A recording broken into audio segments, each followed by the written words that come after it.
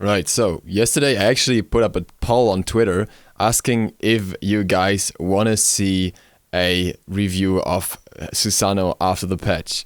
And the vast majority actually wanted to see a video specifically for him. Like I said in another video before that, I wasn't too sure if it was actually necessary, but I played him a little bit after the patch. Unfortunately, this footage is from before the patch, by the way, as somehow the other footage got deleted. I don't know why, but whatever. We just work with this. And we will look into what has changed about Susano. We go through the changes once again and then how it really affects him while playing now. So first of all, let's look at the changes again. Stormcutter was changed in multiple ways. The first more obvious or more simple part is that the ability damage was now split between the three animations. So you have the first two swings and the dash all dealing individual damage, with the scaling and everything basically split between them. In the end, I think he had a minor damage increase actually, but the value is so insignificant that it doesn't really matter, like something 3% extra and stuff like that. So overall, the damage of the one stays the same, but it's split between three animations, meaning if you just go in to swing 2 times and then dash out, you will now deal lower damage as you don't have the dash on the enemy necessarily. On top of that, the ability got a precast animation. Now this is something that most of you will understand, but some of you may not be familiar with. What it means is that before, the ability would be used pretty much immediately with 0.1 seconds and the damage of the first swing came off. That is now delayed, so now it's 0.4 seconds, meaning that if you push the button, it still takes 0.4 seconds for the damage to come off and the animation to fully finish. That's very awkward. We get into that in a second. The other change was Typhoon, the ultimate, now only applying the knockup when fully charged. The damage and everything stays the same, but the knockup is only there when it's fully charged. So I played Susano a little bit and I tested out how he feels. And what I can primarily say is he feels a lot more clunky. Before, his kit was really swift. You could just, go through the motion and get your kills or get in, get out, and basically use up your whole kit and be fine. That's no longer the case. Now you have to gamble a little more, and you also have to pay more attention to the distance you have into enemies and such, because 0.4 seconds may not sound like much, but in the wrong situation, and until you have those other 2 swings off, or the dash off rather, to get out, it can be a lot.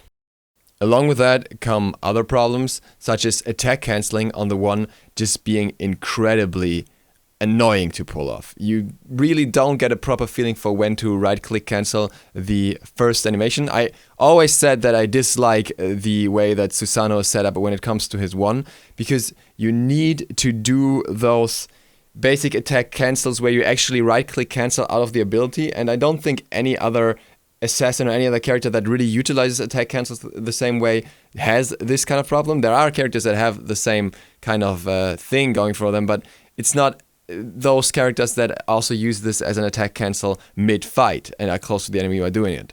So in that regard, it is already a slight damage decrease, I would say, because on average you will get a basic attack of less per use of your one or per use of your whole ability rotation most of the time, because you can't really wait for the animation to be over and then time it exactly between the first swing and the second swing when it delays you in such an awkward way. On top of that, the potential to just go in, hammer your keys and get decent damage off, just relevant damage off, is significantly or at least noticeably lowered.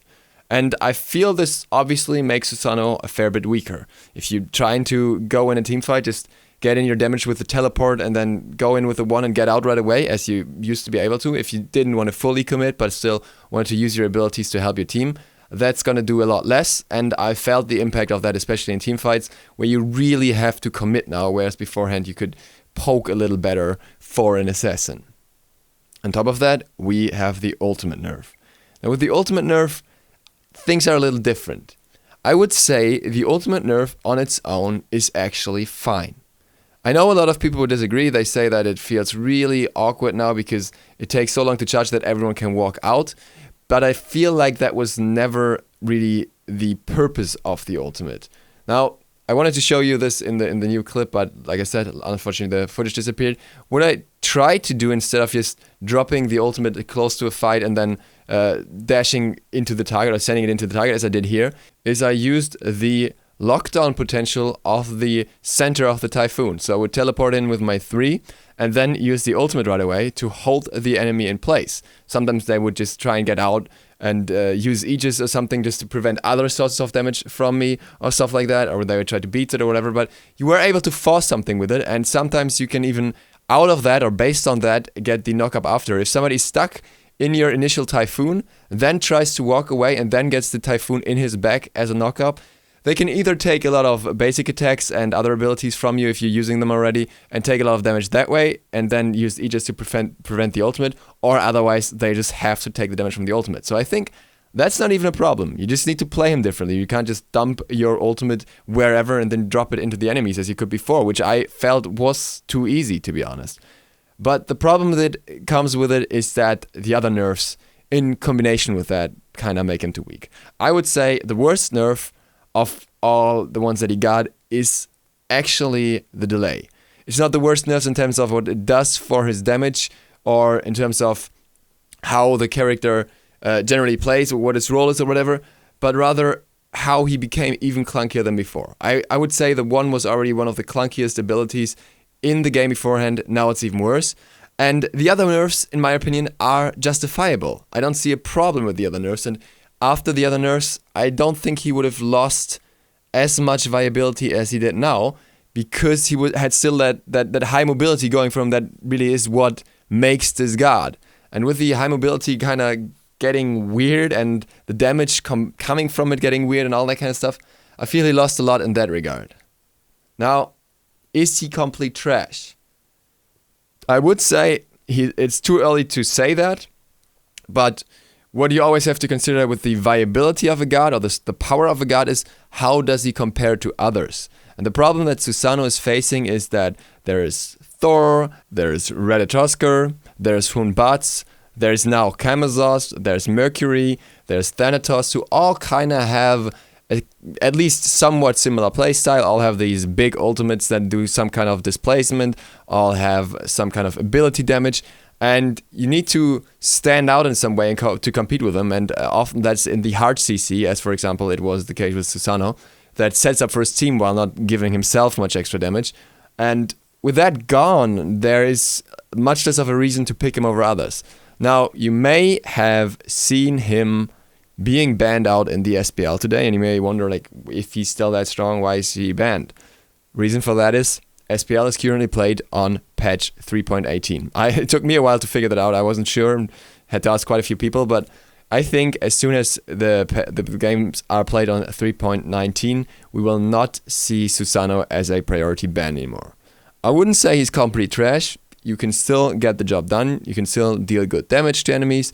But I feel like he's mostly becoming a god that you're playing because you like that god out of preference for how that kit works, rather than him being the most effective pick in any situation. Because at this point, I cannot really think of a single scenario where I would want Susano over other gods from a perspective of how can I be the most effective. So in conclusion, is Susano complete trash? Probably not. Has he lost a lot of viability, a lot of potential? Yes. Does he feel clunky as hell and that's generally bad design? Absolutely. That's my opinion. Obviously, there will be others that differ, but I've heard that the consensus is generally going in this direction as well, with a lot of people that play Susano a lot not being very happy with how he feels at the moment. With that, thank you guys for watching. I hope to see you all tomorrow. Duke Sloth, out.